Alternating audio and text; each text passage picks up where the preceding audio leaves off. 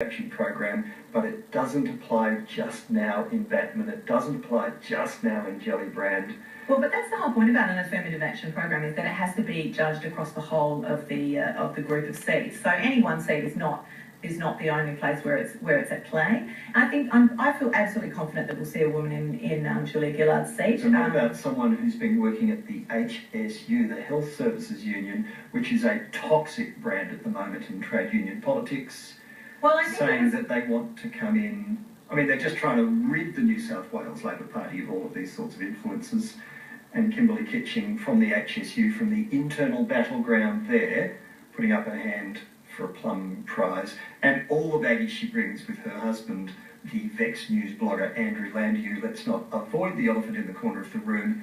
Labor Party people saying, oh my goodness, what do we do about this? John, I feel very uncomfortable you talking about a candidate according to who their partner is. I think we're talking about selecting people on their merit, whether their partner is Labor, Liberal, Green, regardless of what their partner has done. I think we have to be focusing on the candidate, regardless of who their partner is and regardless of their gender, which is why I don't support affirmative action policies like this in any case.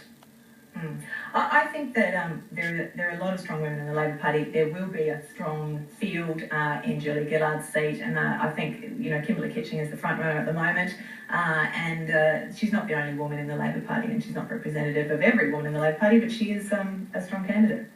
Okay, well, regardless of who her husband is, John. There are many people intimidated by Andrew Landau and the way he uses Vex News to bully and undermine and ruin people's reputations. That argument, and it is an issue that must be brought out and must be addressed, and it is an absolute liability, I would have thought, in Labor circles, and for people to be too frightened to raise it, talk about it, or sort it out is exactly what is wrong and what went wrong in New South Wales, in the Health Services Union, in internal circles. You can't let that sort of rubbish go, except calling it for what it is. Except, John, that is like saying Julia Gillard was not a good Prime Minister because of her partner Tim.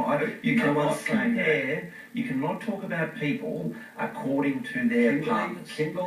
Or their race, or their gender, or their hair colour. Kimberley Kitching served on the Melbourne City Council. She has her own career. So let's talk she about has that. her own political activity, but you cannot ignore the fact that her partner, her husband, has a bankruptcy that had all sorts of problems attached to it, that he runs a website that is used ruthlessly and mercilessly in the most appallingly unethical way to settle scores or start fights or do all sorts of bad things in Labor circles, and that can't be left unsaid. And then have that debate with Andrew Landau, not with his wife. Well, I'm sure I'll now feature day after day after day, because that's how it works, and I don't